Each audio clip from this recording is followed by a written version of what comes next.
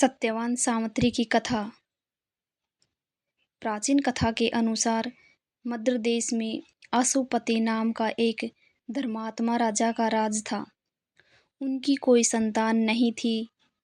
संतान प्राप्ति के लिए राजा ने यज्ञ कराया, जिसके शुभ फल से कुछ समय के बाद उन्हें एक सुंदर कन्या की प्राप्ति हुई। राजा ने इस कन्या का नाम सावित्री रखा। जब सावित्री विवाह योग्य हुई तो उन्होंने धूम्रसेन के पुत्र सत्यवान को अपने पति के रूप में वरण किया। सत्यवान के पिता भी राजा थे, परंतु उनका राजपाट छिन गया था, जिसके कारण वे लोग बहुत ही दरिद्रता में जीवन व्यतीत कर रहे थे। सत्यवान के पिता की भी आंखों की रोशनी चली गई थी।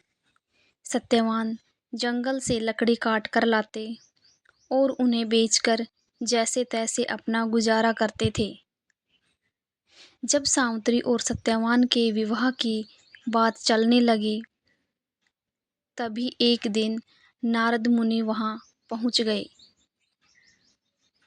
सावित्री के पिता राजा अशुपति को बताया कि सत्यवान की अल्पायु है और विवाह के 1 वर्ष बाद ही उनकी मृत्यु हो जाएगी।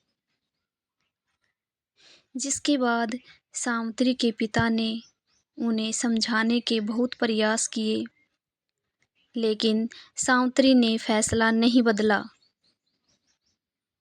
आखिर में सावित्री और सत्यवान का विवाह हो ही गया। इसके बाद सावित्री सास ससुर और पति की सेवा में लग गई। धीरे धीरे समय बीतता गया और वह दिन भी आ ही गया जिसके बारे में नारद मुनि ने बताया था। उस दिन सावित्री भी सत्यवान के साथ वन में गई हुई थी। वन में सत्यवान लकड़ी काटने के लिए जैसे ही पेड़ पर चढ़ने लगा कि उसके सिर में अचानक असहनीय पीड़ा होने लगी और वह सावित्री की गोद में सिर रखकर लेट गया। कुछ ही समय में उनके समकक्ष अनेक दूतों के साथ स्वयं यमराज खड़े हुए थे। यमराज सत्यवान की आत्मा को लेकर दक्षिण दिशा की ओर चलने लगे।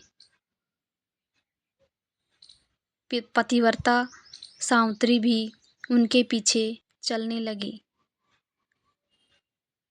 सावित्री को अपने पीछे आता हुआ देखकर यमराज ने कहा कि हे पतिव्रता नारी, पृथ्वी तक ही पत्नी अपने पति का साथ देती है और अब तुम वापस अपने घर लौट जाओ।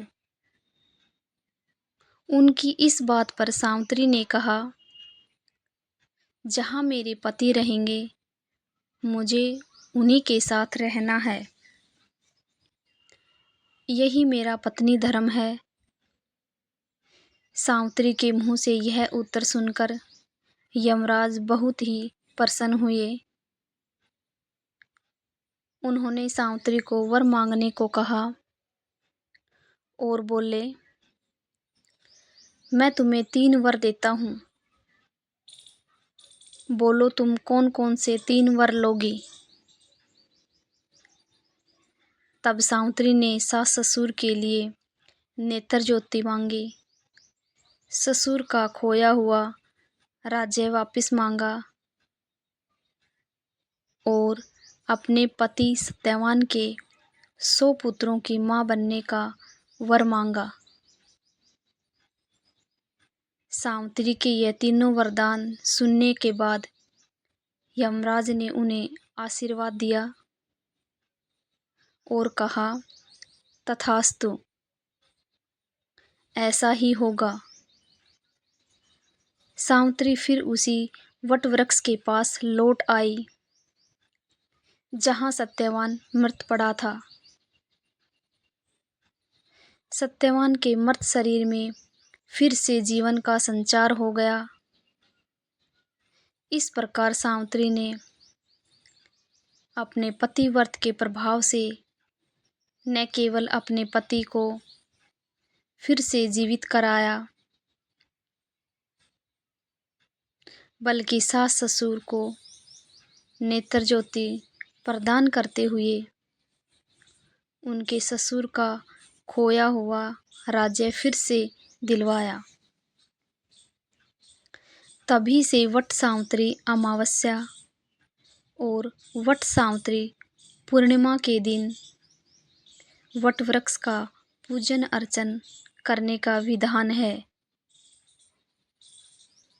यह व्रत करने से सौभाग्यवती महिलाओं की मनोकामना पूरी होती है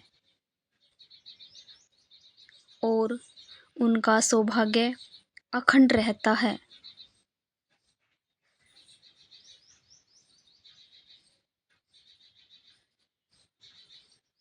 कहानी को अंत तक सुनने के लिए आप सभी का बहुत बहुत धन्यवाद। आशा करती हूँ कि आपको ये कहानी पसंद आई होगी। अगर आपको ये कहानी पसंद आई है तो चैनल को सब्सक्राइब करना, वीडियो को लाइक करना और शेयर ज़रूर करना।